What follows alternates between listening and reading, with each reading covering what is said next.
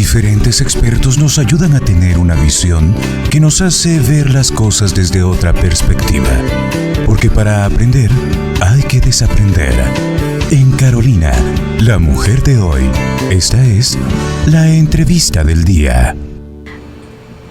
Así es, iniciamos nuestra entrevista esta tarde. Hoy nos acompaña aquí en cabina la licenciada Lesbia González para hablar del tema el sentido del dolor. Yo súper feliz de poderla ver nuevamente y de platicar con usted porque me encanta todo lo que usted nos enseña. Realmente aprendemos muchísimo. ¿Cómo está? Bienvenida. Buenas tardes, Judith. Muchas gracias. Yo también muy contenta de estar por acá, de que nos volvamos a ver. Ya hacía tiempito, gracias a Dios que estamos acá y muy honrada y de nuevo muchas gracias por la confianza para estar acá y compartir. Y súper contenta porque nos mandó un contenido de lujo, así que empiecen a pedirlo al 5511-9890 en WhatsApp o en Telegram, y si no ya lo publiqué en este momento en la página de Globo y también en la página de Carolina, la mujer de hoy. Es una presentación muy bonita, muy colorida, con frases, con reflexiones y con algunas herramientas que yo creo que nos pueden funcionar si estamos en esta etapa de nuestra vida preguntándonos esto, ¿qué sentido tiene el dolor, licenciada? Y es una pregunta que nos la tenemos que hacer, siento, y quizás no siempre lo hacemos de esta manera, pero de alguna manera constantemente vamos como a eso. ¿Sabe cuándo? Cuando uno dice, ¿por qué me está pasando esto a mí? Uh-huh. ¿Por qué a mí y no a Lesbia? O sea, o ¿por qué otra gente que hace otras cosas y yo que trato de hacer esto y trato, o sea, de cierta manera siempre hemos tenido como esta pregunta, este interrogante, aunque no lo digamos directamente así como ¿qué sentido tiene el dolor? Uh-huh. El dolor es parte de la existencia humana. Nos vamos a enfrentar al dolor en cualquier forma como esta pueda llegar, y es una garantía. Entonces, cuando nos suceden cosas malas, porque esta es otra garantía, a todos nos van a pasar cosas malas en algún momento de nuestra vida, no necesariamente porque nos las merezcamos, sino porque es parte de la existencia. Entonces, cuando nos toca experimentar un dolor, porque se termina una relación, porque me despiden, porque me pasa algo malo, etcétera, la primera pregunta que surge es, ¿pero por qué a mí? Y alguien comentaba, ¿y por qué no? Uh-huh. ¿Cuál es la diferencia entre una u otra persona? Porque yo soy bueno, pero yo soy bueno, mi juicio es muy subjetivo. Yo me considero buena y tengo aquello de calificar al otro malo, pero en realidad el encontrarle un sentido al dolor es la única manera de usarlo para crecer. Este es el reto. Al principio de la experiencia de dolor, nosotros muy válidamente preguntamos ¿por qué?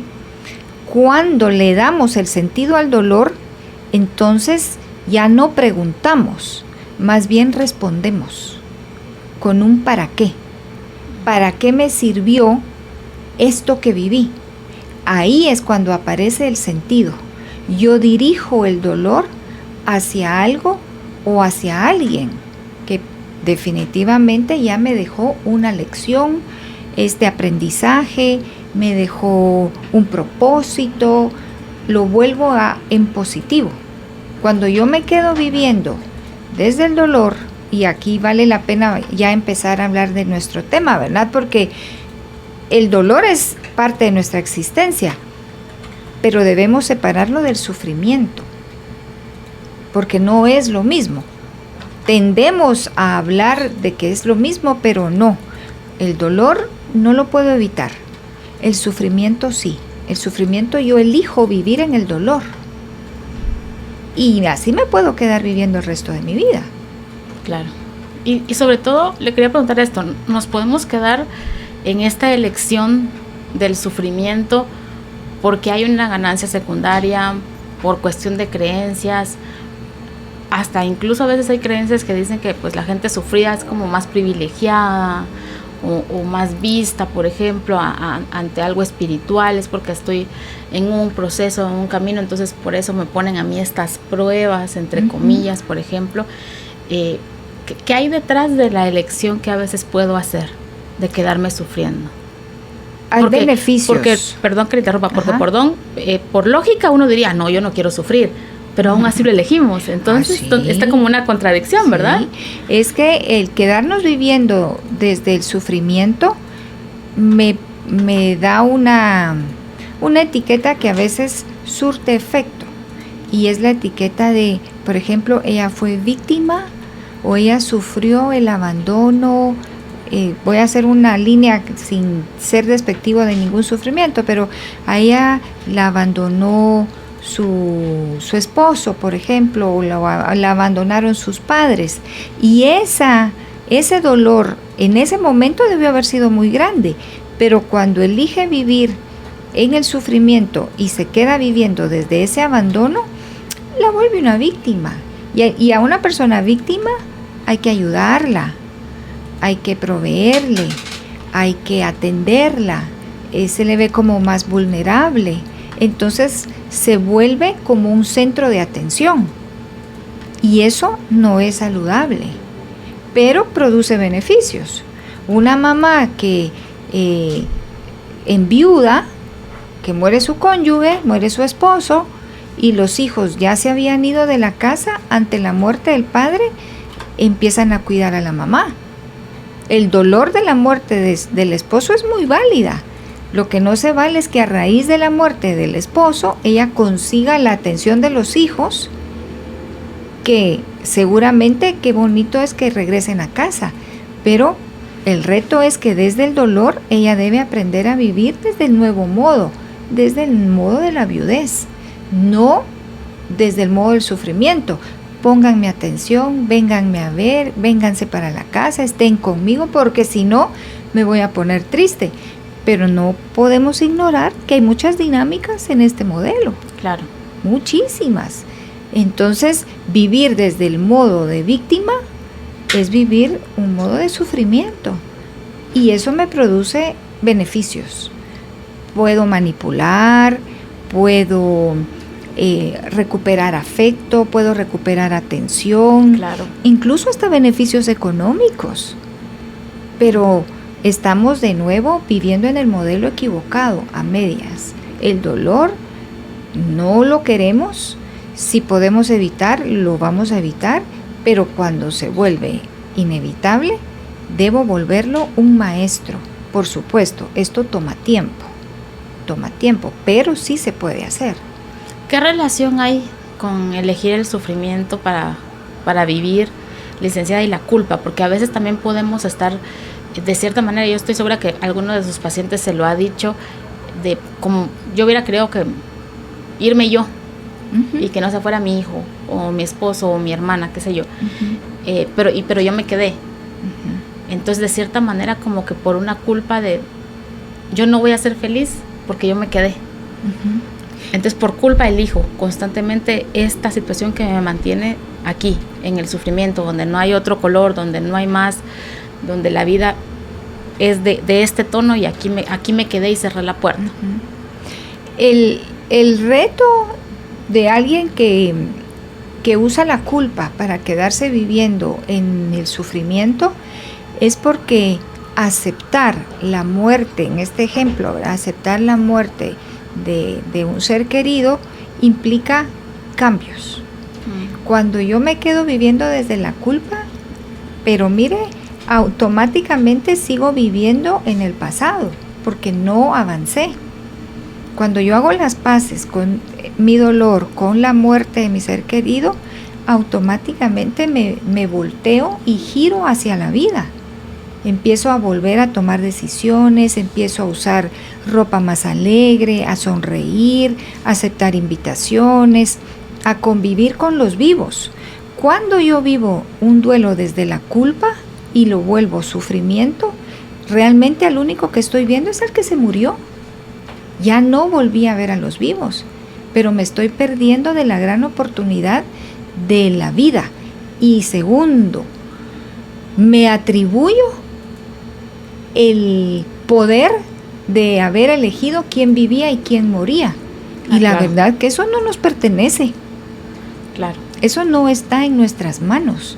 Elegir, no, mejor me muero yo y no él. Esto está en una dimensión superior que la tengo que aceptar y tengo que hacer las paces incluso si soy creyente con esta característica, o no característica, sino en esta forma de ser Dios que es soberano, que muchas veces lo ignoramos y queremos pasar por alto que Él, desde esa soberanía en aspectos de fe, es el que decide cuál es mi tiempo y el tiempo de mi ser querido en la tierra. Y ahí es en donde vengo yo y digo, mejor me hubiera muerto yo. Sí, pero Él en su soberanía decidió otra cosa. Claro. Es otro elemento para ver esta conducta. Claro, y cuando lo oímos, ahorita que usted lo explica, ahí lo entendemos un poco más. Cuando lo vivimos, es que no nos damos cuenta que estamos en esta actitud de estarle diciendo a Dios cómo es que tendrían que ser las cosas. Sí. Y mire, Judith, cuando se viven situaciones de dolor, es válido hacer este cuestionamiento. Yo personalmente no conozco un Dios que no pueda incluso explicarme o tener esa paciencia para decirme, mira, lesbia, no fue por fregarte que se murió tu sobrina, ¿verdad? No, pero yo me permití tener estos diálogos con Dios de, a ver, trato de entender qué fue lo que pasó. Si lo entendí o no, pero finalmente llegó la paz a mi corazón, pero lo viví. Claro. Y avancé. Hay quienes ni siquiera hacen el intento, porque encima de que tienen esa culpa de que por qué se quedaron ellos viviendo, tienen la otra culpa de que están peleando con Dios. Y eso los viene a cargar más, porque desde su creencia, uno es malo si cuestiona, o ya no digamos si se enoja con Dios, ¿verdad? Pero es válido porque somos humanos, es que perdemos de perspectiva que somos seres imperfectos. Y el dolor no es como que, ay, qué alegre, yo voy a pasar por una experiencia dolorosa. Fíjese que el ser humano es el único que conoce el impacto del dolor. Tan es así que en tiempos atrás, antes de que se instalara esto de la ética y la bioética, sí se hacían experimentos con seres humanos.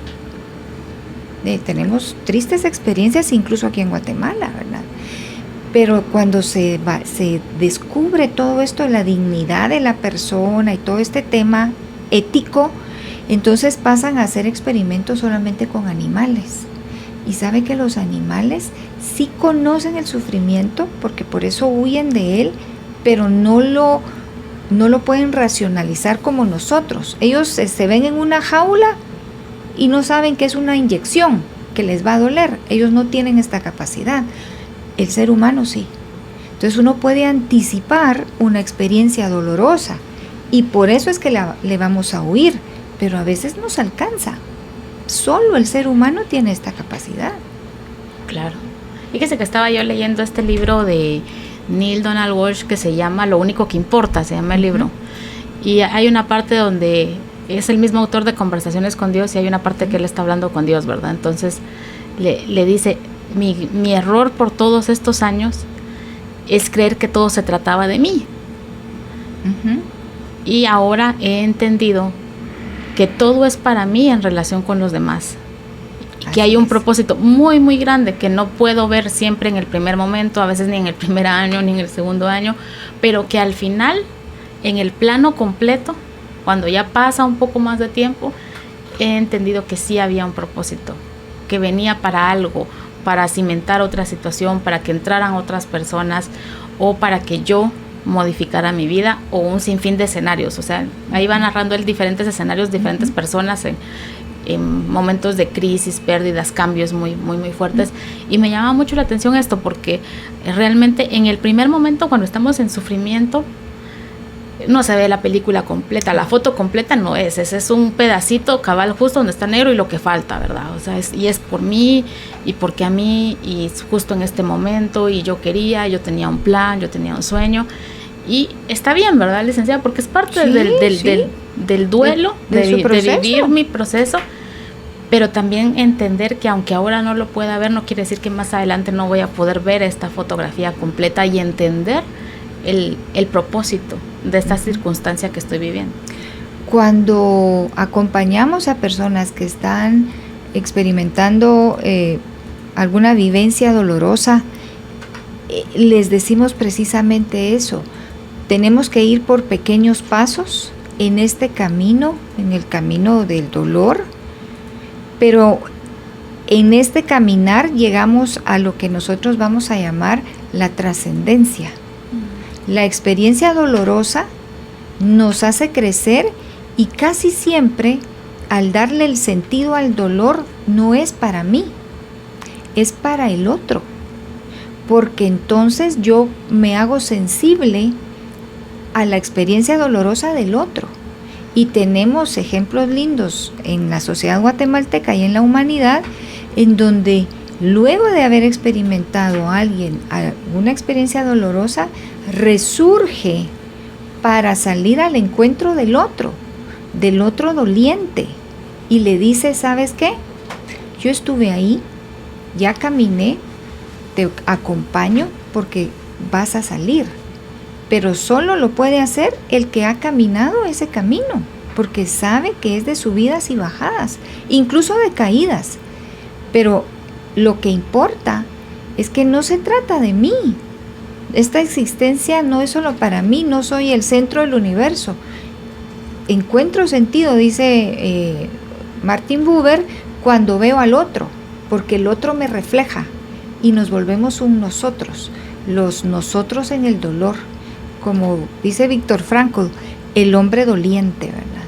El hombre doliente que cuando mira a otro como él, dice, nos volvemos nosotros y salimos juntos. Cuando nos va bien, en este modo de ser productivos, es un camino de competencia, ¿sabe? Si usted trata de imaginar a los hombres, al ser humano, en la realización de proyectos, es un camino de competencia en donde muy pocas veces se va a parar para ayudar a otro a que crezca. Pero en el camino del dolor no es así.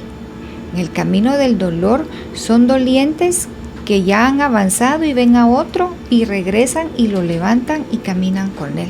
En el camino del dolor hay solidaridad, hay empatía, hay amor, hay compasión, que en el camino sin dolor es imposible conocerlo por la misma dinámica de la sociedad. Somos una sociedad puesta para alcanzar, para triunfar, para crecer, para tener. Es un hambre por tener. Hasta que nos duele la vida, paramos.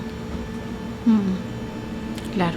Y usted en el contenido justo hace esta como diferencia entre el dolor y el sufrimiento, y me gustaría que me hablara un poquito de esto para que nos quede como más claro esta tarde en por qué no es lo mismo, aunque para nosotros en la práctica pareciera que es lo mismo. Uh-huh. Para fines de diálogo yo puedo usar las mismas palabras, no es que ya no voy a decir sufrimiento, no, podemos usar las palabras. Para fines de existencia y de experiencia vamos a marcar la diferencia, y es bueno que estamos platicando. Pregúntese usted, porque cuando hablamos de dolor, hablamos de que este es genuino, es legítimo, es parte de la existencia, es necesario para vivir, porque cuando tengo una experiencia dolorosa es cuando puedo distinguir y valorar las experiencias de sonrisas y de alegrías. Y es inevitable, porque en el momento en que usted recibe a un niño en sus brazos, en ese momento lo que a él le duele a usted. Ahí aparece el dolor. Esto es parte de nuestra existencia, a diferencia de que el sufrimiento es una elección, es una posición en la vida. Entonces, el sufrimiento puede durar toda la vida. Por ejemplo, hablando, yo trabajo los duelos, ¿verdad? Ya ustedes me conocen, entonces hay duelos de hace 15 años que siguen siendo el motivo de vida de estas personas dolientes. Y se queda el sufrimiento porque yo elijo que me tiene que doler por el resto de mi vida. Ese es el sufrimiento. En esa elección del sufrimiento también interviene la creencia, ¿verdad? La creencia, el pensamiento de que me tocó y así me toca quedarme viviendo el resto de mi vida. Pero al final es mi decisión. cuando veo a otro doliente viviendo de manera diferente, hasta me puede llegar a enojar. ¿Cómo es posible que esté haciendo eso si nos pasó lo mismo? Pues sí, pero es que el otro eligió vivir su dolor, crecer y seguir viviendo. Pero el que se queda en el sufrimiento, claro, hace lo contrario. Claro. Y entender esto, ¿verdad, licenciada? Que no hay manera correcta. O sea, no es que Lesbia lo hace de la manera correcta y Judith de la incorrecta. No. Y si las dos tuvimos una pérdida este año. Entonces, sí, ella está mal, pues. O sea, la verdad es que lo está llevando muy mal.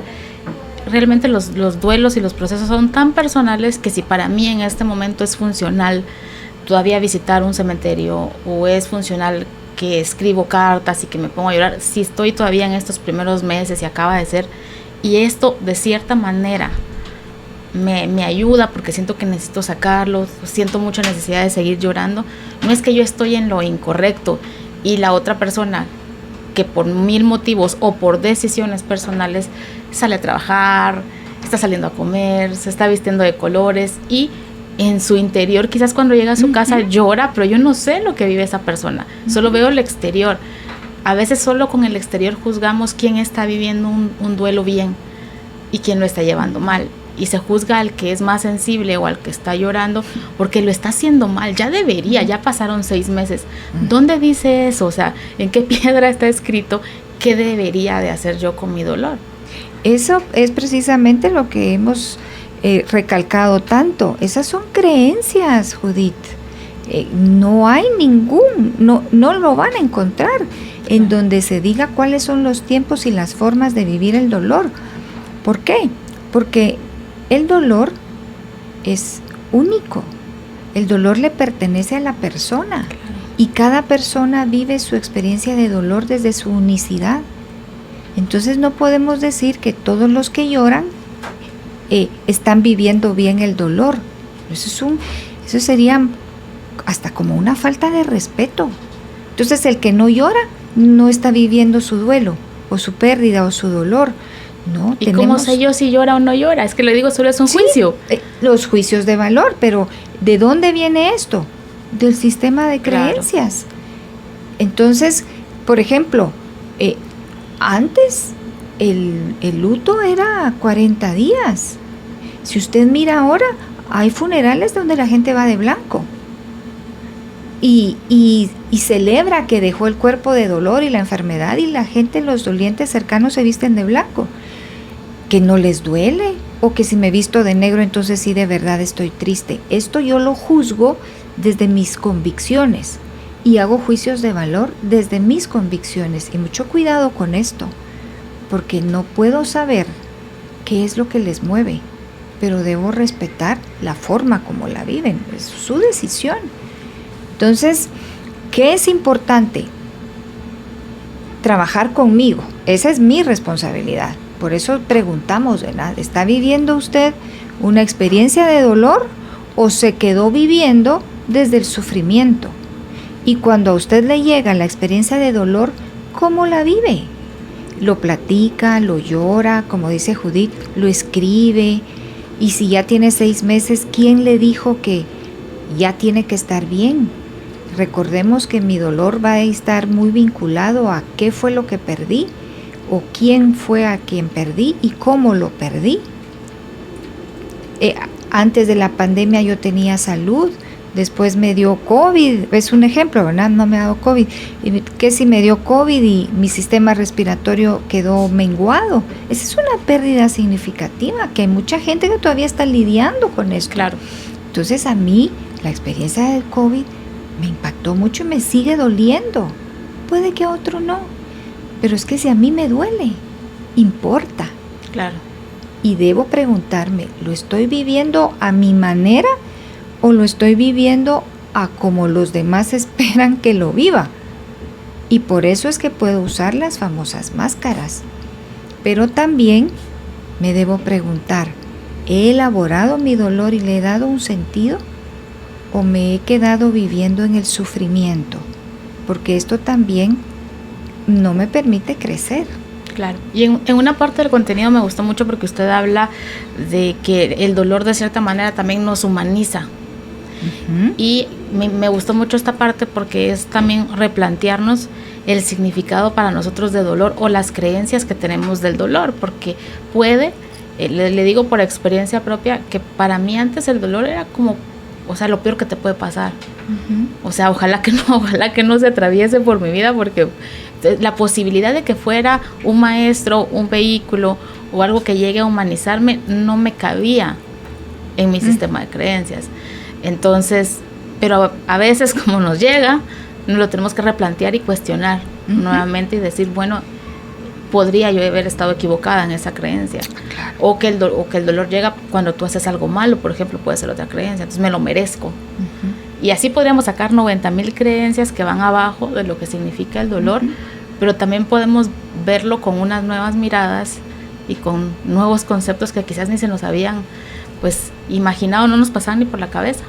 Sí, mire, el dolor, si nosotros aceptamos que el dolor va a llegar desde la logoterapia, nosotros apostamos a las situaciones límite. ¿Cuáles son estas? La muerte, la enfermedad y el dolor o sufrimiento. ¿Por qué son límite?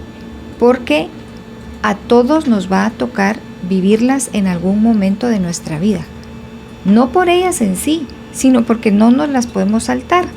Entonces, si primero yo me hago consciente que me va a llegar, debo empezar a trabajar en las virtudes, en las grandes virtudes como es el amor, la paciencia, la perseverancia, la tolerancia, para que cuando me llegue pueda tener un mejor afrontamiento.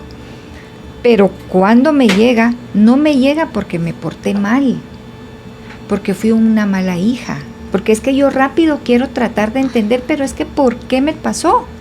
Porque fui una mala esposa, porque no sabía cocinar, porque no sabía planchar. No, tal vez mi pareja no tenía el valor de la fidelidad y por eso se fue. No todo está ligado, como dijo usted, a mi persona. Puede que hayan otras razones, pero lo más importante es ¿para qué?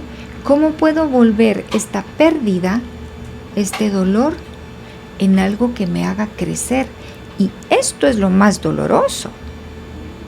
Esto de verdad que requiere mucho esfuerzo, pero sí se puede hacer.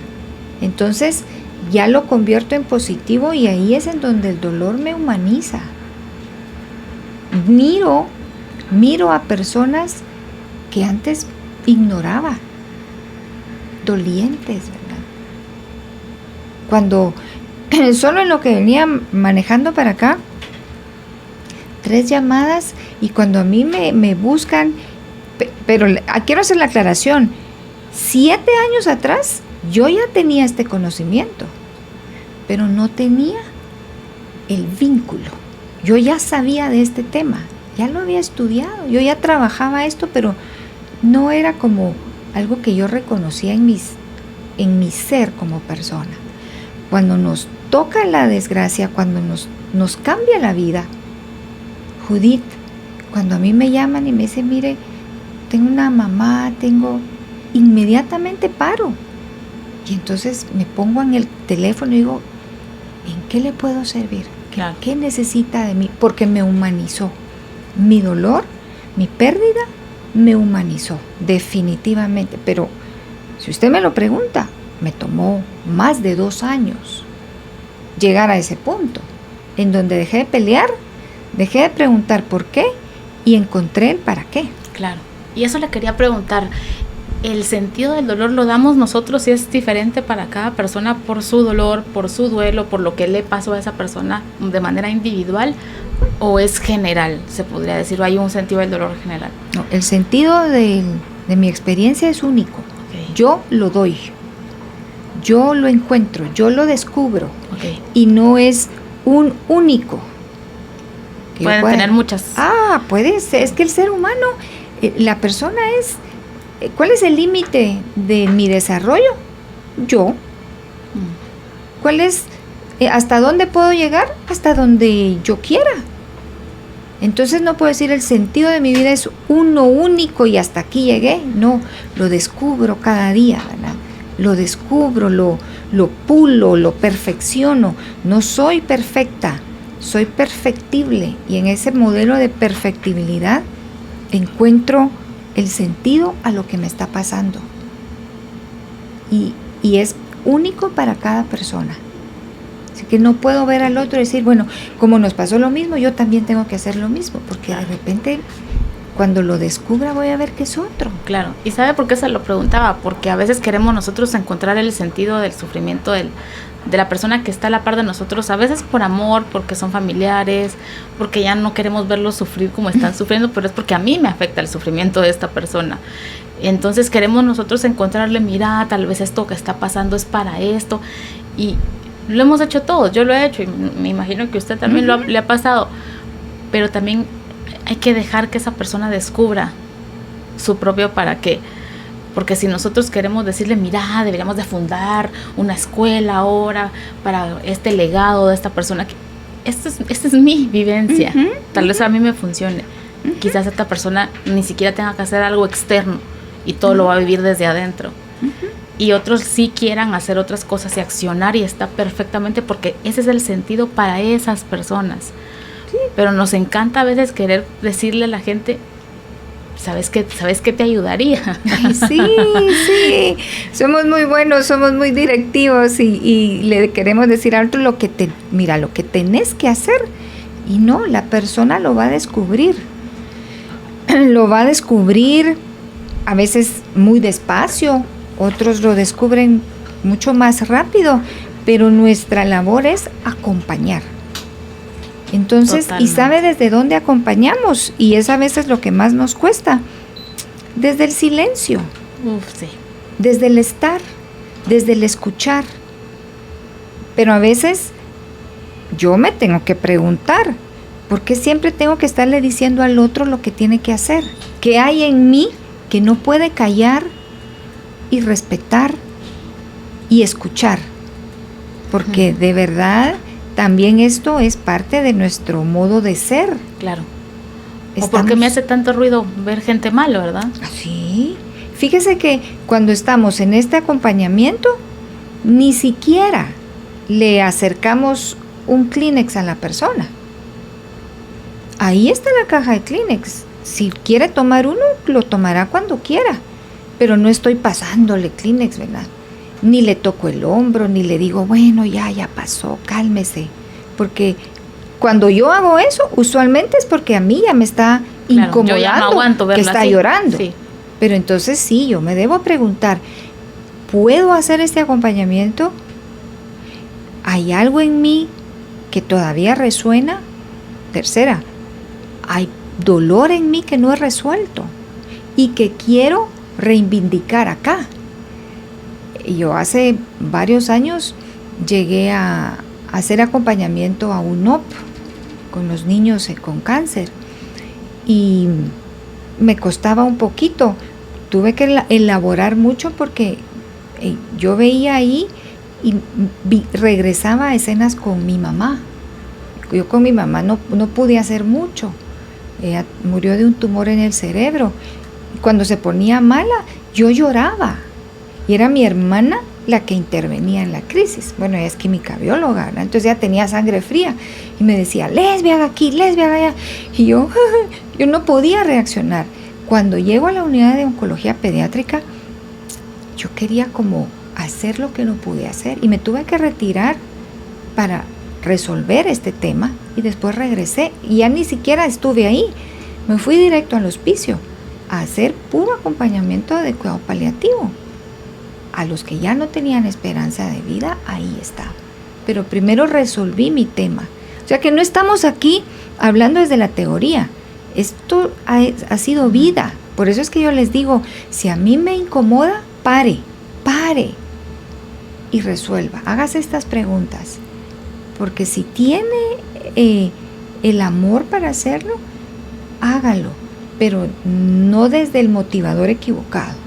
Hay que descubrirlo.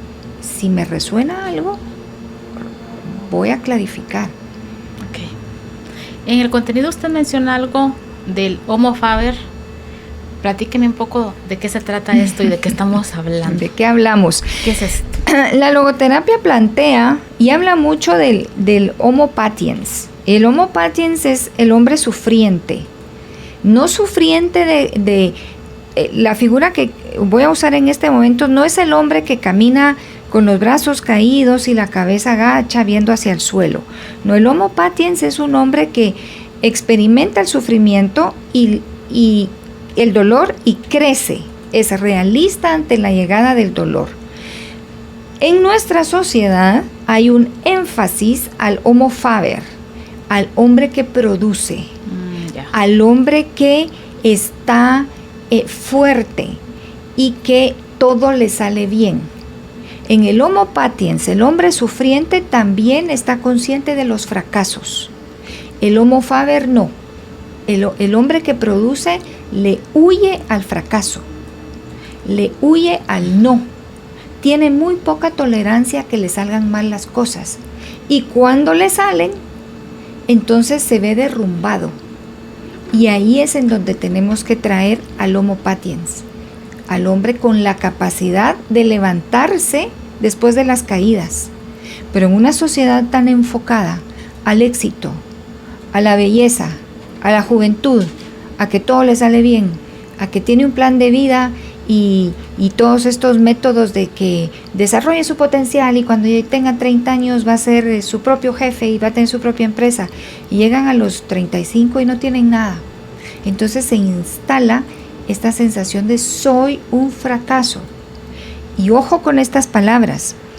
Hoy lo hablaba en la mañana. Yo puedo estar viviendo una experiencia que no salió bien, que no salió como esperaba, pero yo no soy un fracaso. A los padres, cuando descubrimos a los hijos que nos dicen mentiras, sos un mentiroso. No, dijiste una mentira, pero no sos un mentiroso. Te equivocaste, sos un fracaso. No, te equivocaste, pero no sos un fracaso. Mire qué contundentes son las palabras. Claro. ¿Verdad? Y esto resuena. Ojo con cómo la usamos con los niños. ¿Y qué estimulamos en los niños? Dejemos que los niños vivan que no todo les sale bien. Que, por ejemplo, mi nieto juega béisbol y yo le pido a Dios que siempre le pegue a la pelota y que su batazo sea un home run, pero que cuando lo ponchen también él tenga la capacidad de aceptar: hoy no le pegué a la pelota y me poncharon. Esto les enseña la tolerancia a la frustración. Entonces pueden ser un Homo Faber, un hombre que produce, pero que cuando llega el no, cuando llega el error, la equivocación, sabe sacar al hombre sufriente y aprender de la experiencia. Ese punto de equilibrio, no compiten, pero hoy hay demasiado énfasis en este tema y hay resistencia de la sociedad al dolor. Es fuerte esta parte porque realmente estamos hechos y está diseñada la sociedad para que sigamos en esa misma línea, y incluso si estamos dando un paso para salir, como que tomamos otra carretera y esa misma carretera nos vuelve a regresar, ¿verdad? O sea, pareciera ¿sí? que no hay salida, pero sí hay salida. O sea, por supuesto que hay salida, pero como usted decía al inicio, también es una decisión. ¿Sí? Es querer vivir en el hacer o vivir en el ser. Y me llamaba mucho la atención esta parte del Homo patiens que menciona usted en el contenido, donde habla de atrévete a sufrir. Uh-huh. Es algo que no es algo que nos queremos decir, o sea, más bien es al contrario de lo que nos han enseñado y lo que nosotros nos repetimos. Uh-huh. Uy, si empezás a sufrir, ponete los tenis, corre lo más lejos y lo más rápido que puedas. No te quedes ahí, ¿verdad? Uh-huh. Y yo pienso ahora, antes no pensaba eso, pero ahora pienso que realmente las emociones son para ser sentidas, ni siquiera para ser gestionadas. Yo ya esta situación de la gestión emocional me la estoy quitando totalmente del vocabulario porque creo que no existe como tal. Puede existir en los conceptos y en los libros, y me gustan esos conceptos y esos libros, pero en la práctica no siento que lo logre vivir de esa manera, como gestionando, controlando peor, o cuando la gente dice, es que el control emocional, ay Dios bendito, o sea, eso no existe, aparte no existe. O sea, es un imposible, lo veo como un imposible, pero es más fácil cuando uno dice, sentilo. Si se presenta es porque precisa hacer sentido en este momento. Y cuando uno en serio lo vive así y lo siente así, más rápido se va. Que cuando estás en esa resistencia, es que yo no me quiero poner a llorar aquí, pues es que hoy viene lesbia y lo más la mire y yo ya me pongo a llorar. O sea, haga esa lucha, inténtela, y ya sabemos cómo termina. O sea, ya conocemos esa novela, ya la hemos visto lesbia 20 veces. Ya sabemos cuál es el final de esa historia.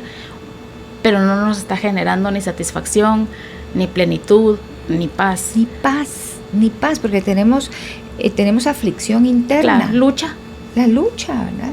Yo siempre digo, cuando estoy platicando con las personas, les veo sus rostros y les pregunto, ¿quiere llorar? Y a veces ni me dicen sí, sino solo me hacen así su cabeza, afirmando, y entonces llore. Y todavía me dicen, es que qué pena, ¿pero por qué? Pero esa es una creencia. Claro. ¿Por qué las lágrimas? Porque el vivir la tristeza, el dolor, está vinculado a debilidad.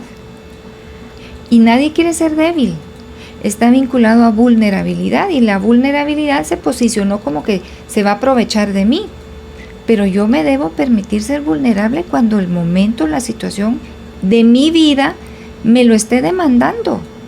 Hay que saber parar y no resolver todo, porque este es el otro extremo, no resolver todo desde la fuerza. Estoy muy triste y destruyo. Estoy enojada y destruyo. No, cada emoción tiene su forma de manifestación y hay momentos para vivirlas. Creo que no nos han formado en esta línea, sino hay mucho énfasis en manifieste las emociones fuertes, pero aquellas que la hagan ver débil, escóndalas. Claro. Y entonces aquí estamos con esta falta de paz, esta angustia, y tan fácil que es. Yo les digo a las personas con las que trabajo, ahorita usted está como en esta posición, ¿ve? Como que está en defensa. Más bien yo le invito a que deje pasar lo que está sintiendo y se va a ir. No tiene que pelear contra eso.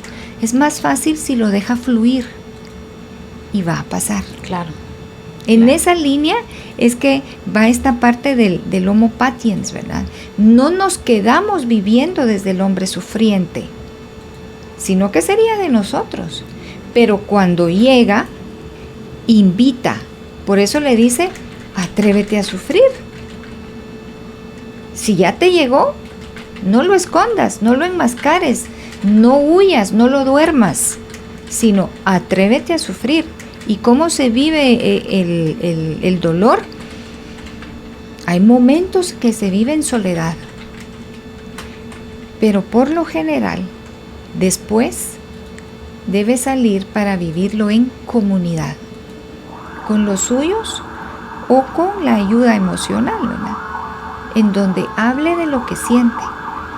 Terapéuticamente hablamos mucho de lo que nos duele, porque al hablar liberamos emociones y le quitamos la carga emocional a eso que me está doliendo. Cuando yo logro quitar la carga emocional, puedo ubicar el evento doloroso como una experiencia, pero ya no tiene carga emocional. ¿Qué hemos encontrado? Eventos dolorosos de hace muchos años que ni siquiera hablamos de lo que nos dolía, entonces sigue siendo un evento doloroso. Claro.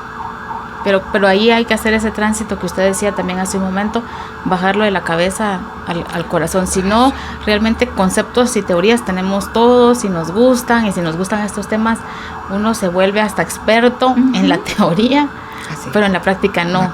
Y esto que propone la logoterapia es al contrario.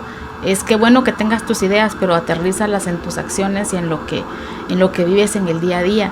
Hace unos días yo platicaba sobre estos temas con alguien y me decía, yo siento que eso es como romantizar el dolor. Y yo le decía que a mí me gustaba mucho la mirada de la logoterapia por eso, porque si bien hay algunas corrientes que de cierta manera sí lo han romantizado, algunas religiones también, algunas creencias bien posicionadas con relación al dolor y al sufrimiento, pero lo que ellos proponen en la logoterapia es al contrario, es entender que es parte de la vida, no pelear con que a mí no me va a llegar la muerte, la enfermedad, la pérdida, que si estoy casada no me puedo divorciar, o que si estoy casada no se puede morir esta persona. O sea, porque eso es vivir fuera de la realidad humana, y en nuestra realidad humana todo eso va a estar ahí. Aunque no nos guste, o sea, yo sé que no nos gusta, yo sé que no quisiera, nadie yo no quiere. Le digo que yo lo quiero y lo quiero buscar ahorita cuando usted se vaya, no, por supuesto que no quiero, pero no puedo negar que es parte total de la naturaleza humana. Entonces eso es lo que propone la logoterapia, no es que estamos proponiendo sufran. No, para nada, no vamos a ir a buscar el dolor. Y mire qué importante esto que usted está diciendo, porque si yo aprendo y comprendo que el dolor, la enfermedad, la muerte es parte de la existencia, cuando me toque no lo voy a leer como ¿qué hice mal? ¿Por qué a mí? Porque ya entendí. Y cuando vemos a nuestro alrededor no conocemos a una persona, a una familia que no haya vivido o el dolor o la muerte o la enfermedad. Entonces no la vivo porque yo sea mala, la vivo porque es parte de la existencia. Y me preparo ahora para cuando me toque afrontarla mejor. No es ir a buscar el sufrimiento, eso se llama masoquismo. Claro. Eso es ser masoquista y eso es un trastorno, no es, porque el ser humano tiene instintos y los instintos de protección y de sobrevivencia están activos. Si yo fuera a buscar el dolor, estoy anulando mi sentido de sobrevivencia y de autoprotección.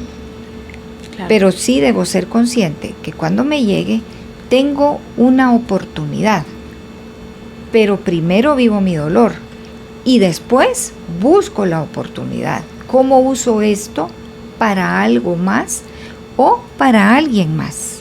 Ese es el sentido del dolor. Muy bien. En el contenido usted plantea varios puntos que me gustaría que la voy a dejar hablar, no la voy a interrumpir. No tenga pena, ¿no? Platiquemos. Sobre algunas actitudes ante el dolor que me gustaron muchísimo, todas realmente, porque creo que nos da una nueva mirada a lo que hemos considerado sobre el dolor. Platíqueme de eso. Bueno, pues aquí tenemos ante el dolor como positivas o como tenemos como negativas, está la actitud de la amargura, el dolor amarga. Y yo le tengo a eso algo le he añadido algo por experiencia. El dolor bien vivido me puede desarrollar virtudes, pero el dolor que se enmascara, que se oculta, el dolor vivido desde esta modalidad me vuelve amargo. Cuando usted encuentra personas duras, cuando usted encuentra personas iracundas, incluso yo que he trabajado con niños, cuando yo veo niños mal portados, usualmente les preguntamos, pero ¿por qué sos así? Y yo les pregunto, ¿qué te hicieron? ¿Que te has vuelto tan agresivo? El niño no es así, pero le han hecho algo y ha reaccionado. Entonces, cuando encontramos personas tan duras, tan frías, tan agresivas, la pregunta es, ¿qué le hicieron? ¿Qué le dolió? Que no vivió. La amargura. Otra actitud ante el dolor que no ayuda es la de ya no esperar nada, sentir que con esa experiencia de dolor se acabó su existencia y entonces dejan de vivir, dejan de existir. Solo están esperando como el último golpe que la vida me puede dar para acabar conmigo. Claro. Y tal vez tienen años en que no les pasa nada, pero están solo esperando el último golpe de la vida. Y no podemos vivir de esa manera, no deberíamos vivir de esa manera, porque eso es desperdiciar la buena vida y las oportunidades que podemos tener. Eso es súper fuerte. ¿Y quién no ha pasado por esta etapa de la amargura también? ¿Verdad? Todos pasamos por la amargura, es parte del camino, pero hay que pasarla. Claro. No me quedo ahí, pero yo me puedo quedar viviendo desde la amargura por cosas como, por ejemplo, ¿por qué no le diagnosticaron a tiempo? ¿Por qué se robaron los aparatos? ¿Por qué no, en este momento de COVID, por qué no habían más camas? ¿Por qué no habían más tanques de oxígeno? Y quedarme viviendo buscando culpables. Uf. Y ahí me quedo atascada, entonces me vuelvo amarga. Y todo lo que toco lo revisto de amargura. Ya no hay motivos para reír, ya no hay bondad, ya no hay oportunidad de ser feliz. De hecho, dejo de percibir a los otros como personas buenas. Ya los otros todos se vuelven malos aún sin conocerlos. Claro. Mire el daño que hace anidar amargura en vez de vivir la experiencia del dolor y darle un sentido. Claro. Y la otra que es muy dolorosa es esta, la de ya no tener ganas de vivir. Y ojo con esto, porque aquí puede aparecer una ideación suicida, ¿verdad? ¿De para qué vivir? Y yo le pregunto, ¿y por qué no seguir viviendo? ¿Cuál es el motivo para que la vida no tenga más existencia, no tenga más sentido? Hay que encontrarlo, sí. Sin embargo, en el lado positivo del dolor, nos volvemos testimonios vivos de que sí se puede. Claro. Otra de estas actitudes que me gustó mucho que usted coloca aquí es la de huir de él, que en esa sí a veces tenemos maestría y doctorado. Sí. Hábleme de esto. Mire, en el huir, andamos viendo cómo nos hacemos los quites o cómo minimizamos la experiencia de dolor. Cuando ya nos llegó, tendemos a decir, sí, pero no es para tanto. Sí, pero yo ya sabía que esto iba a pasar. Entonces estoy huyendo del afrontamiento o lo estoy minimizando. En huir del dolor, siempre estoy tratando de evitar entrar a lo que en dolor nosotros podríamos llamar el cuarto oscuro, en donde me quiebro. Y en el huir puedo usar las máscaras. Las máscaras de sí, pero al final yo tampoco ya no la quería y no me importa que se haya ido. Eso es una forma de huir. Claro. Y enmascarar mi dolor para no quebrarme. Porque no me gusta. Es que de verdad tenemos razón. ¿Quién quiere estar en ese cuarto oscuro en donde me duele hasta respirar? Pero si ya entré, bueno, voy a vivirlo con el recurso que tengo, mis emociones, mis lágrimas, silencios, los otros, para salir crecido y transformado. Pero si huyo de una, voy a seguir huyendo de todas. Claro. Y es una carrera sin fin. Claro. Y si abro una puerta para empezar a vivenciarlo, empiezo a vivir una por una. Una por una, exactamente. A veces llegamos a adultos todavía doliéndonos algo que vivimos de niños, que por el mandato de los padres guardamos. Un niño que llora porque se le murió su mascota. Fíjese este ejemplo que ni lo he visto, pero se me ocurre ahorita. Un niño que llora porque se le murió su mascota, pero un papá que tiene problemas con su propio dolor, le dice, no llores, es solo un perro. ¿Por qué estás llorando? Sé fuerte. ¿Qué hace el niño? Guarda el dolor y nunca llora por esa mascota. En su crecer encuentra otras pérdidas. ¿Qué mandato recibió? No llores, tenés que ser fuerte. Cuando se hace grande, algo lo quiebra. Y cuando metemos el hisopo, que es realmente hacer preguntas que vayan hacia atrás para encontrar qué es lo que más le dolió, qué es lo que tiene guardado, qué le dolió de niño, se vincula, es que ni siquiera me dejaron llorar por mi mascota. Y ahí mi papá me dijo, y resuenan los mandatos, ¿verdad? Que yo tenía que ser fuerte. Y no llorar. Entonces cuando usted abre una puerta, por lo general, se destapa el chorro. Y eso también nos asusta y nos provoca, claro. Ay, no, mejor ni hablo de esos temas. Ahí está. No, mejor hablemos de otra cosa porque no, aquí me voy a poner a llorar y no quiero. Qué feo, se me va a correr el maquillaje, ay no. porque no queremos entrar al cuarto oscuro que está lleno de otras puertecitas y me asusta. Pero ahí no he vivido mi dolor y por lo tanto estoy huyendo. Y tenemos adultos huyendo de dolores viejos que ya deberían estar resueltos. Pero es que no tuvimos el chance de resolverlos, no se dio y tampoco ya ahora de adultos, pues ahora de adultos solo queremos cerrar esa puerta otra vez antes de ponernos a llorar, entonces se van guardando, entonces están los viejos, los medio viejos y los nuevos y nos los cae que la vendrán. pandemia y nos cae la pandemia. Exacto. Y nos encierra y se activan los miedos y todo lo que me servía para huir, los amigos, las fiestas, el partido de fútbol, la chamusca, todo eso se nos quitó y nos dejó frente a frente con mi existencia. Wow, sí. Este otro punto me llama muchísimo la atención de la pequeñez, que nos hacemos chiquitos ante el dolor. Fíjese que hace mucho tiempo yo fui a un curso que me encantó y conocí a una muchacha por ahí, nos hicimos súper amigas a raíz de ese curso y cuando terminamos el curso cada quien daba como palabras de cómo se sentía después del curso y me llamó mucho la atención que ella decía, usted la ve, ella es alta, así parece modelo, guapísima, maravillosa.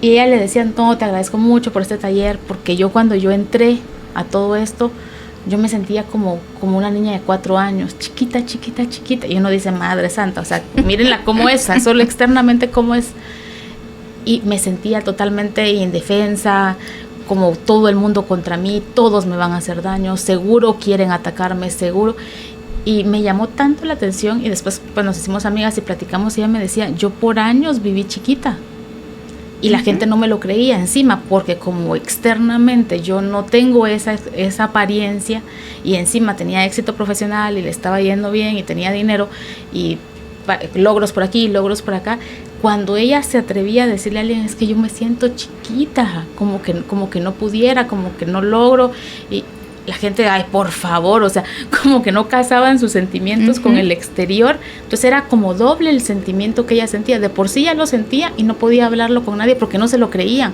o sea, alguien con el éxito que tú tenés no tiene derecho a sentirse así. Imagínese eso. Sí, bueno, la pequeñez, precisamente porque usted lo estaba diciendo, porque ella se creía, ella creía, en algún momento llegamos a creer que esa experiencia, cualquiera que sea, de dolor, de descalificación, de abandono, de traición, es mucho más grande que yo. Entonces a mí me aplasta esa experiencia de dolor a tal punto que yo quedo reducida a una mujercita chiquita, indefensa, inútil, sin capacidad de poder salir adelante.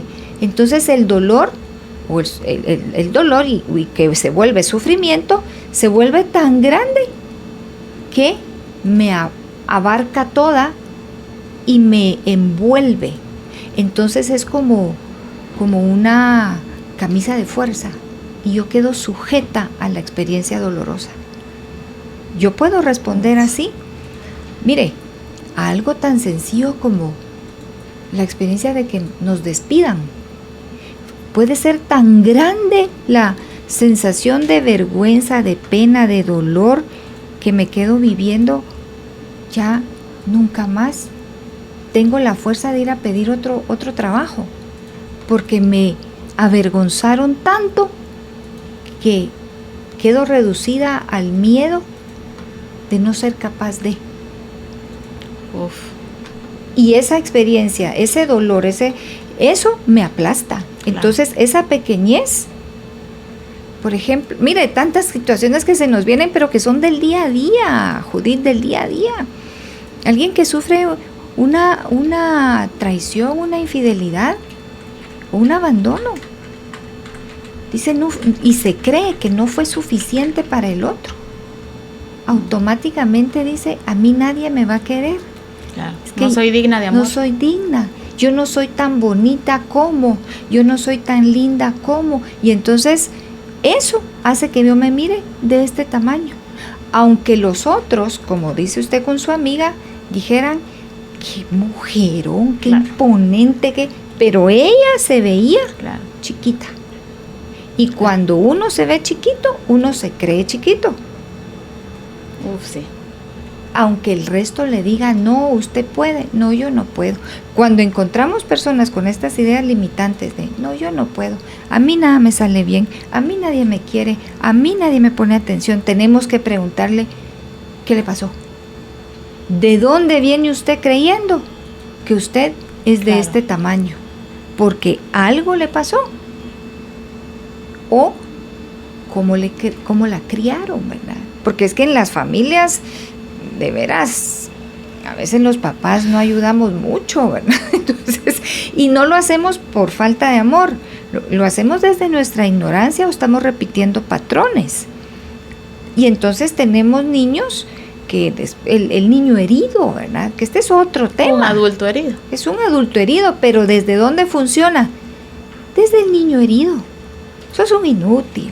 A vos nada te sale bien. Y entonces esas se van volviendo verdades y se queda atrapado en esa verdad, que no es cierto, es una mentira, pero lo oyó tantas veces que se vuelve verdad. Y la cree. Wow, sí. Y está atrapado. Es chiquito, envuelto por algo que no es cierto. Se queda viviendo chiquito desde un dolor que si lo vive, lo atraviesa y lo deja atrás. Pero si lo dejó agrandar, entonces está forrado de ese dolor. Vámonos ahora con, estas son como las que conocemos popularmente, se podría decir como que el lado oscuro de este dolor. Pero después usted pone una serie de cosas, de las cosas que nos deja el dolor desde otra óptica, que wow, o sea, si lo empezamos a ver de esta manera, lesbia, y realmente podríamos resurgir, podríamos sanar, podríamos tener una nueva mirada, podríamos encaminarnos por caminos donde dijimos que nunca íbamos a poder transitar porque no eran para nosotros. Entonces las posibilidades sí están ahí. Sí, depende de la elección, ¿verdad? Es a través del dolor. Fíjese que pues, cuando observamos la conducta humana, ¿en dónde se nota la grandeza del ser humano? ¿En dónde vemos, hablando de nuestra sociedad, en dónde vemos a los guatemaltecos saliendo con ese corazón noble, dando de lo que no tenemos, dando hasta lo que valoraríamos como nuestro? Vemos a los guatemaltecos saliendo a responder cuando hay situaciones de dolor, cuando hay pérdidas. Las grandes tragedias nos han demostrado que la persona sale y responde, y es precisamente en el dolor. Es ahí en donde podemos generar este sentido de trascendencia. En el dolor yo puedo salir y volverme precisamente un testimonio, ¿verdad? Mi vida cuenta una historia. Todos experimentamos heridas. Pero a lo largo de la vida nos encontramos con personas que están viviendo desde la herida o con personas que llevan cicatrices. Cuando usted tiene una cicatriz, usted cuenta una historia que le puede servir a alguien. Cuando usted habla desde la herida, usted está lastimado, llora y va a herir porque no quiere que nadie le toque ahí. ¿Cómo es su testimonio? Claro. ¿Su vida cuenta, muestra cicatrices? ¿O su vida, su testimonio es de persona herida? Y los mejores jueces que tenemos para eso a veces es la familia con la que estamos. Yo puedo decir muchas cosas, pero mi vida es testimonio de lo que he resuelto o de lo que no he resuelto. En el modo del dolor, el sentido del dolor es volverme un testimonio vivo. No tanto lo que hago, lo que digo, como lo que hago. Si me ofenden, ¿cómo respondo? ¿Ataco? ¿O tengo paz para decir, no le voy a dar permiso de que arrebate mi paz?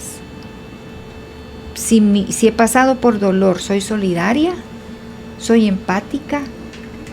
¿Escucho? ¿Acompaño? ¿Qué hice con lo que me pasó? Asumir el dolor requiere valentía y nos da sentido Claro. de humanidad, nos solidarizamos, no podemos voltear a ver para otro lado, es que no podemos, pero eso es algo que yo elijo hacer con lo que me pasó, la forma de dar testimonio. Y la otra es crecer, ¿verdad? Crecer. ¿Queremos crecer en la parranda? No, yo me diluyo en la parranda y escapo a veces en la parranda, pero en el dolor nosotros hasta encontramos en nosotros mismos habilidades que no sabíamos que teníamos. Cuando yo miro para atrás, o sea, mi propia historia, cuando yo miro para atrás, digo, ¡ala! Es que de verdad, cuando yo creí que me iba a morir, nos costó, pero resurgimos. Y cuando yo veo a estas mamás tan quebradas y las acompañamos 2, 3 años y las vemos resurgir, las vemos crecidas, maduras, templadas, sensibles, no se vuelven piedra. Esa es la diferencia cuando usted vive su dolor. Usted no se vuelve piedra, se vuelve sensible. Si no, nos desconectaríamos de la humanidad. Claro. Y si nos estamos endureciendo, es que no estamos agarrando el aprendizaje del dolor o el sentido del dolor. Estamos encontrando otra forma de enmascararlo en la que nos protegemos, volviéndonos como de piedra, ¿verdad? O súper herméticos o perfecto. Aquí ya no entra nadie. Ajá. Para ya no ser lastimado. Ay, sí, mire, cuando uno trabaja con dolor y yo me empiezo a desensibilizar, yo tengo que parar. Y tengo que ir a buscar o tengo que vaciar eso que me está doliendo o tengo que ver qué está pasando conmigo.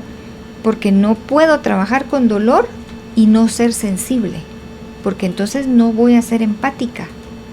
No es endureciéndome como yo puedo trabajar o acompañar en el dolor. Debo ser sensible. Me debe importar el otro. Y esto requiere ejercicios. A mí siempre me preguntan, cuando compartimos, a veces en iglesia, ¿cómo aguantas con tanto? Pero la verdad es que yo no tengo ningún peso en mi espalda. Yo no aguanto nada. Lo dejo pasar. Porque si yo estuviera aguantando, ya me habría quebrado. Claro. El peso emocional al final pesa. Pero esto es parte del crecer porque me ha permitido desarrollar habilidades emocionales que nunca creí que iba a tener. Y luego la madurez. Mire, y esto es a lo que yo le apuesto. La madurez de comprender que para saber vivir y vivir bien, no necesariamente es no tener o esperar que no voy a tener dolor. La creencia nos dice que sí. ¿Cuál es el matrimonio de éxito? El que no tiene problemas.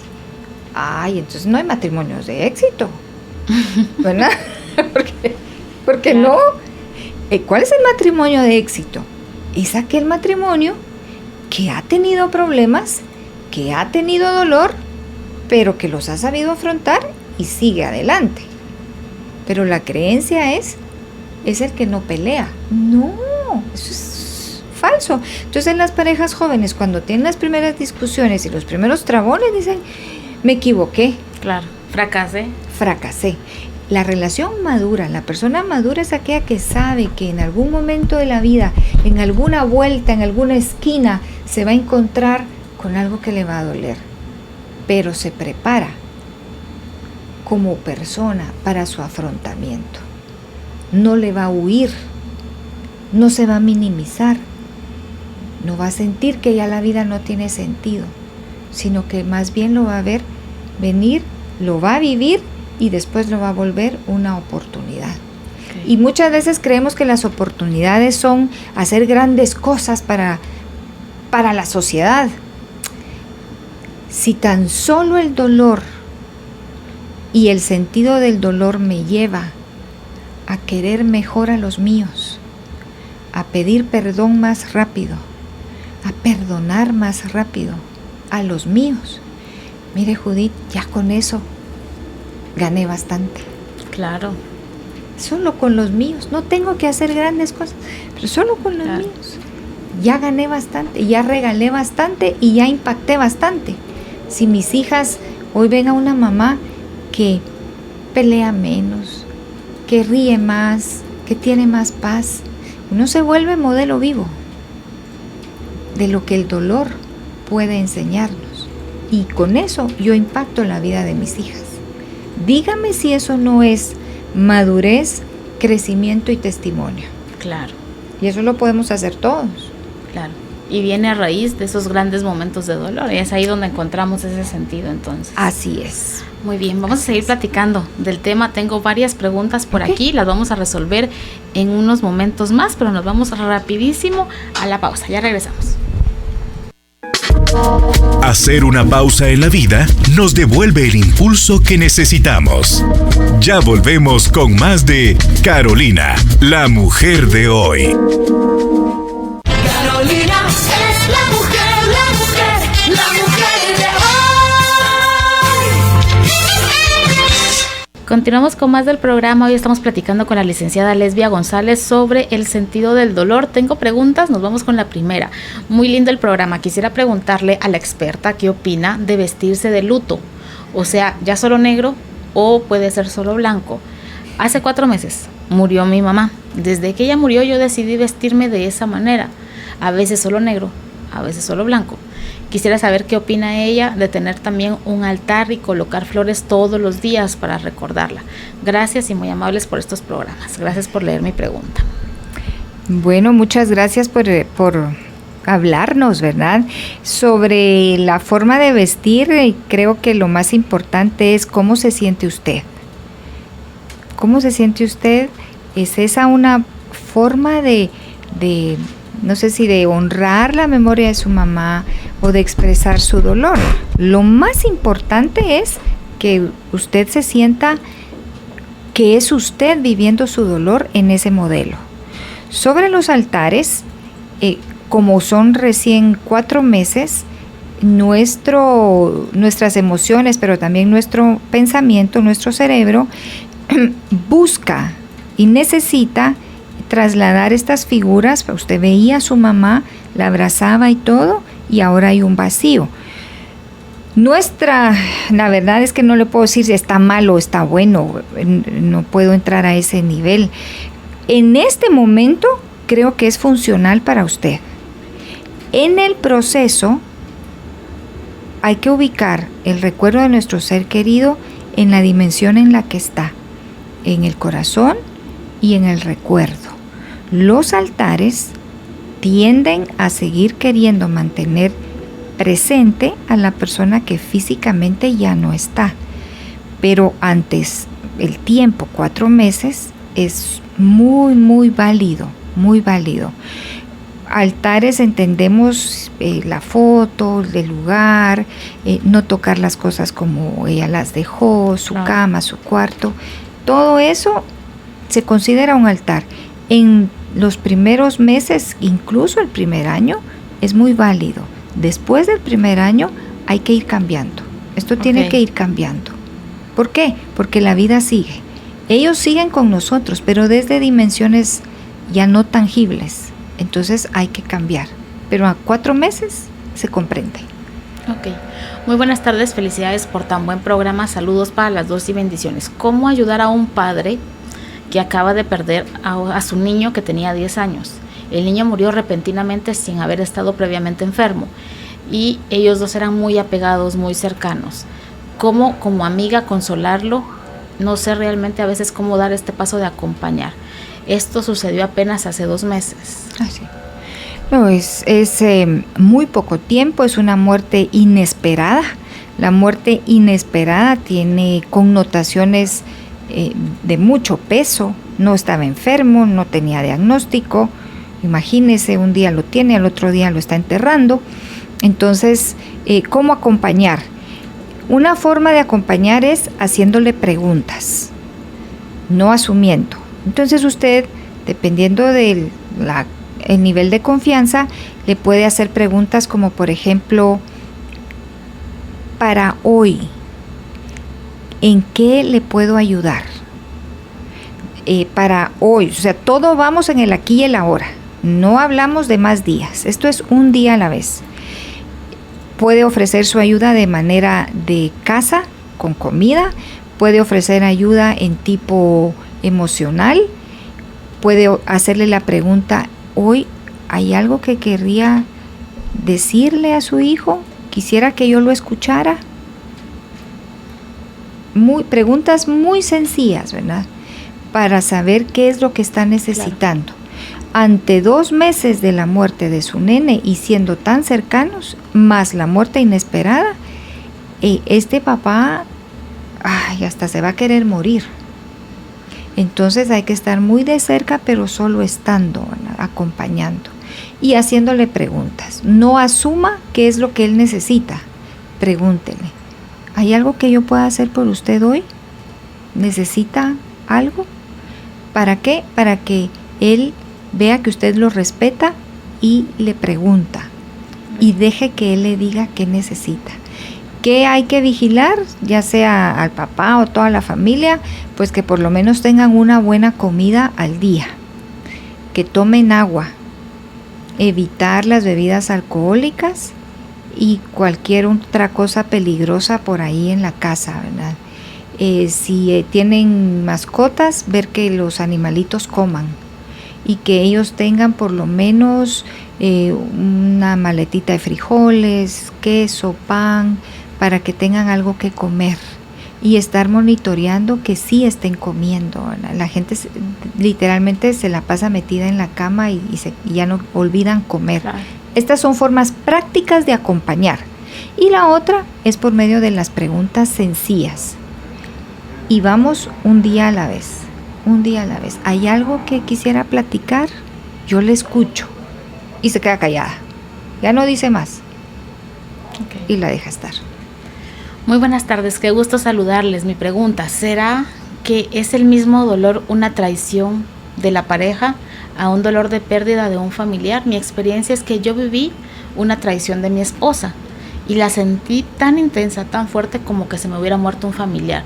No sé si tiene relación o si es válido hacer la comparación. ¿Qué me puede decir la experta? Gracias, escucho la respuesta. Lo único que le puedo decir es que su dolor por esta traición es válido. Si para usted, en su parámetro, usted dice, me dolió tanto como cuando se murió o si se hubiese muerto alguien, es válido. Porque fíjese que aún sin que sea un dolor por muerte, yo le animaría a que ahí donde nos está escuchando, haga una lista de qué pérdidas le trajo esta traición. Porque no necesariamente cuando hablamos de duelos hablamos de muerte. La traición de una persona a la que usted le entregó su confianza, su corazón, sus sueños, su futuro, su vida, su trabajo, su nombre, traiciona. Solo con esto, ¿qué pérdidas le trajo? Entonces, claro que es muy válido que usted diga, su traición me dolió tanto como que si se hubiera muerto. ¿Qué se murió en usted? ¿Qué murió con la traición? Porque ahí está el verdadero dolor.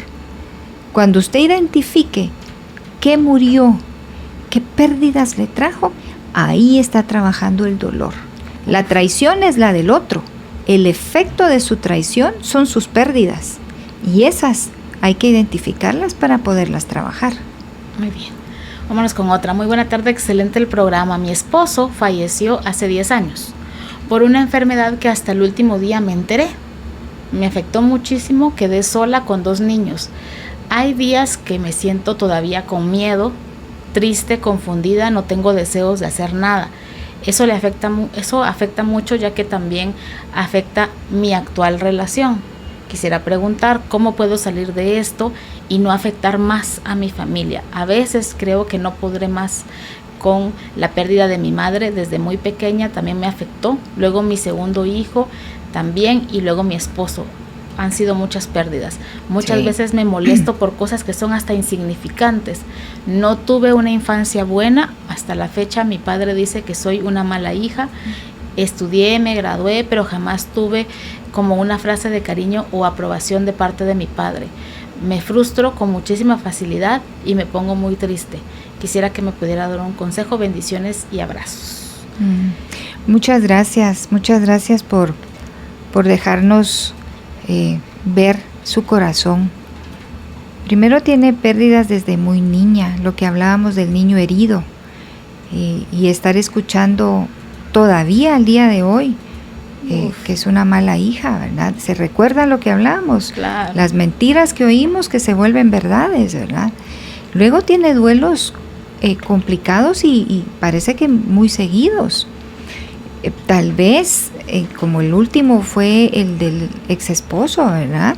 Entonces, creo que vale la pena que usted ahí donde está se pregunte si quedó algo pendiente, si usted se siente todavía culpable de que él haya muerto por un diagnóstico que se lo dieron hasta en el último momento. Porque a veces los pendientes, lo que no se supo, lo que no se hizo, lo que no pudo hacer, lo sigue cargando. Y eso la hace sentir como hasta culpable de que hoy tenga una relación y hasta pueda ser feliz, pero usted misma se boicotea.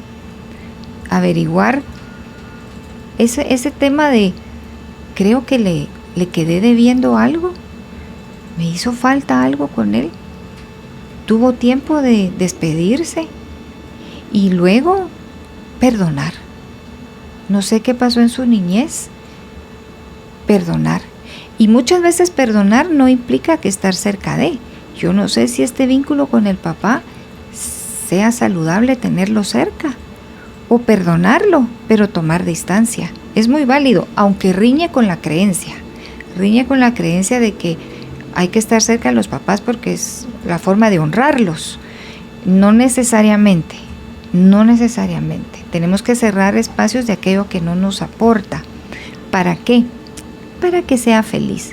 No ha pasado por tanto para seguir sufriendo. Y las cosas buenas que hoy tiene en su mano son para que las disfrute, no para que las pierda. Regálese la oportunidad de sanar. Claro. Y si no ha podido hacerlo en estos años sola y Busque cree ayuda. que puede alguien acompañarle, por favor busque ayuda, porque sin duda a veces no hemos encontrado todavía el camino para poder transitar todo esto y un experto nos acompaña realmente de otra manera. Dice por aquí, el tema me queda como anillo al dedo. El fin de semana hablamos con mi pareja de la separación debido a una infidelidad. Gracias a sus programas estoy sacando todo mi dolor. Mi pregunta es ahora cómo hablar de esta separación con mis hijos. Ellos todavía no lo saben, tienen 10 años y 19 años. ¿Qué me podría decir? Muchísimas gracias. Solo le adelanto que la próxima semana vamos a estar hablando en algunos programas sobre infidelidad para que esté pendiente del programa. ¿Pero qué le decimos, licenciada? Bueno, lo más importante en este caso es, ya se tomó la decisión, qué bueno que lo pudieron hablar, siendo en este momento a la hora de comunicarlo a sus hijos, se forma el equipo padres. Entonces ustedes, es muy importante la forma en que lo van a comunicar. Tienen a un adolescente saliendo de la adolescencia, el de 19, y a un preadolescente entrando.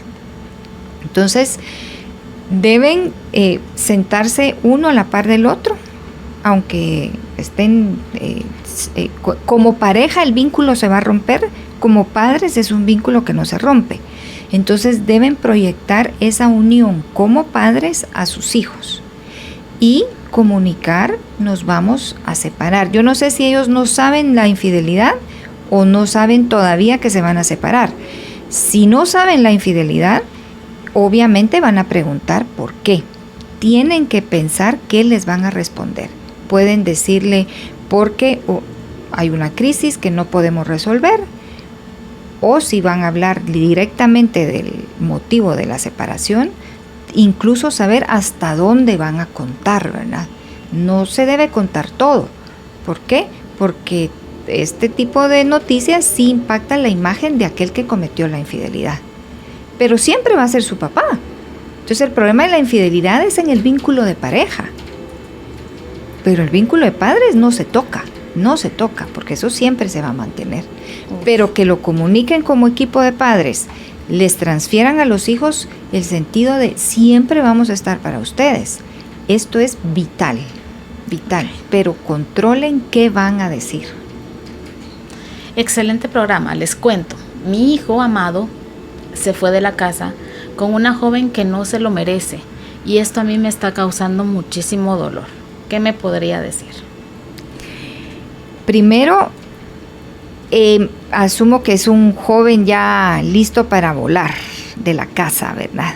No hay mamá que esté lista para esto. Es la forma en que se da, seguramente es muy dolorosa. Trabaje su dolor. Este es un duelo doloroso. La salida de un hijo en una relación con una persona que usted no aprueba, no considera para él, pero por alguna razón él sí. Entonces no le queda más que respetar, aunque eso trae dolor. Trabaje su pérdida, trabaje su dolor, elabore esos sentimientos de enojo, de rechazo y dele tiempo. Si la persona no es para él, el tiempo se lo va a demostrar. Pero si él tomó una decisión acertada, el tiempo le dará la razón a él. Y usted va a tener tiempo para ver qué tan bien está su hijo. Y si su hijo es feliz, si su hijo crece y si su hijo se realiza. ¿No es eso lo que todas las madres queremos? Me atrevo a decir que todas las mamás pensamos que nuestros hijos pudieron haber elegido mejor. Es lo que quisiéramos. Pero llega un momento en que nos toca respetar. Pero es válido que esté sufriendo. Es válido que le esté doliendo.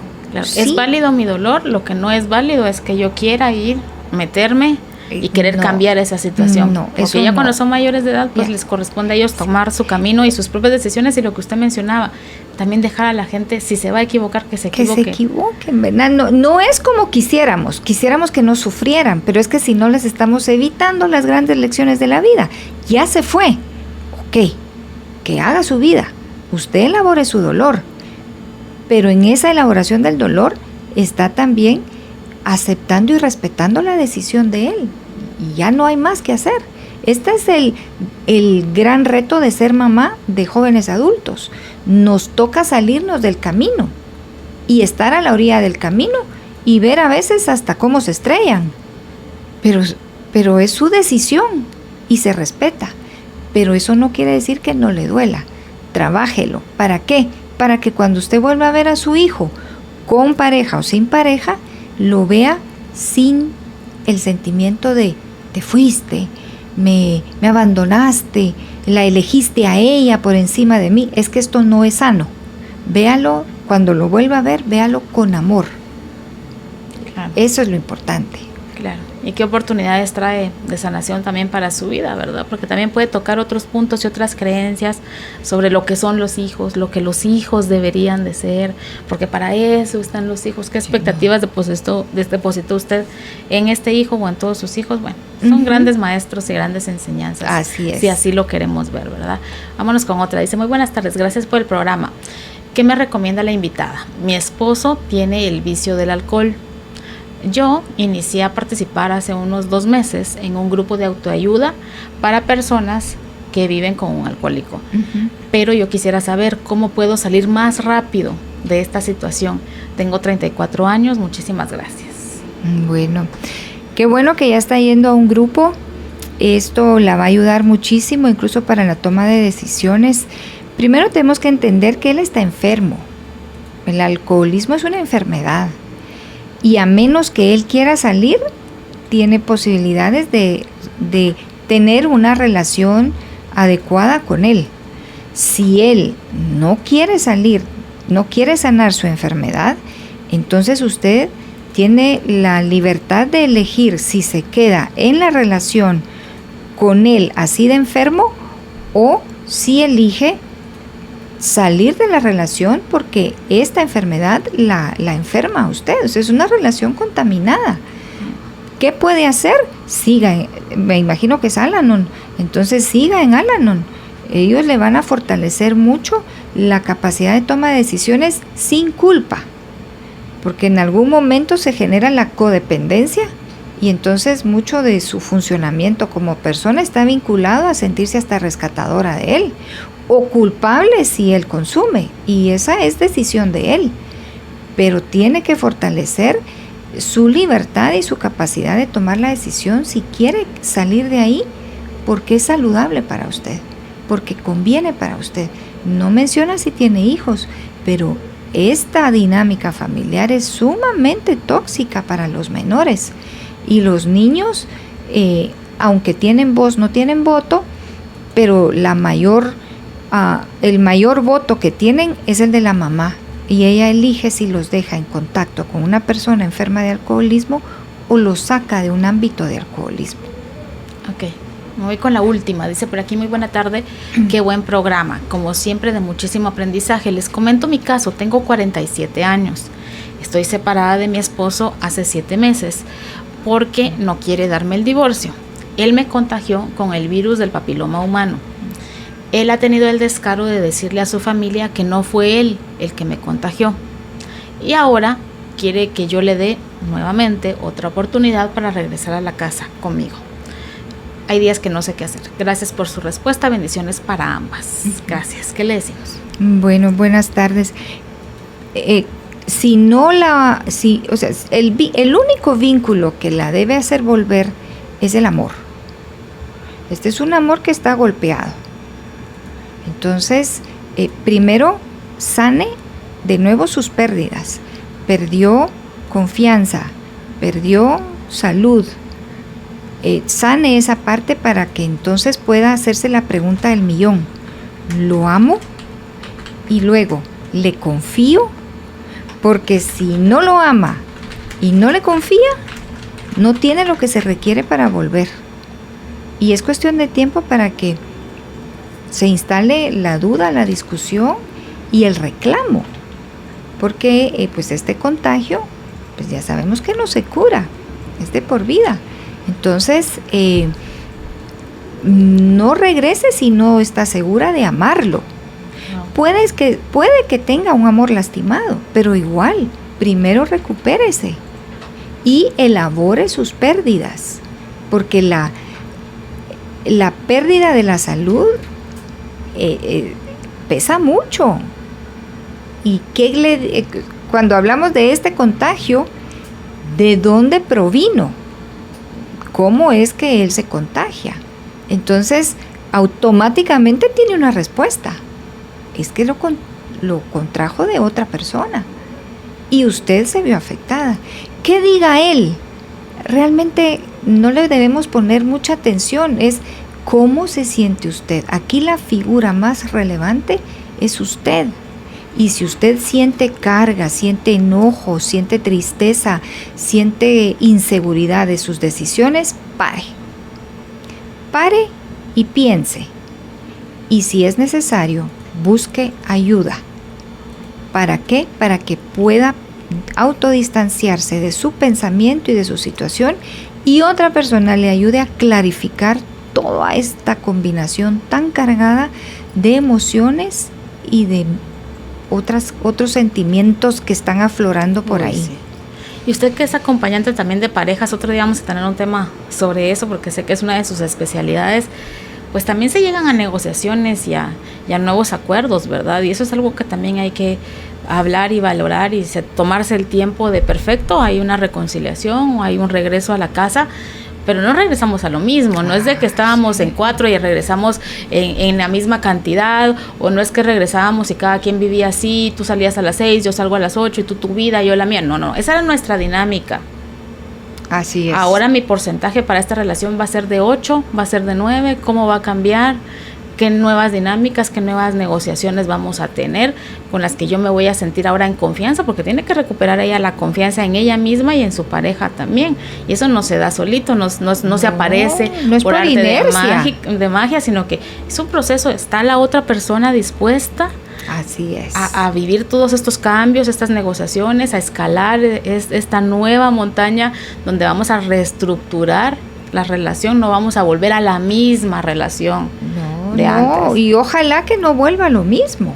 Estas crisis deben servir para hacer cambios y crecer. Totalmente. Y cuando se da, por ejemplo, el tema de la infidelidad, aquel que comete la infidelidad le toca una parte muy difícil y tiene usted razón cuando dice la otra persona quiere, porque a esta persona le toca estar así, llevando lo que nosotros llamamos la ofrenda de restitución, ¿verdad? Tiene que restituir aquello que le quitó.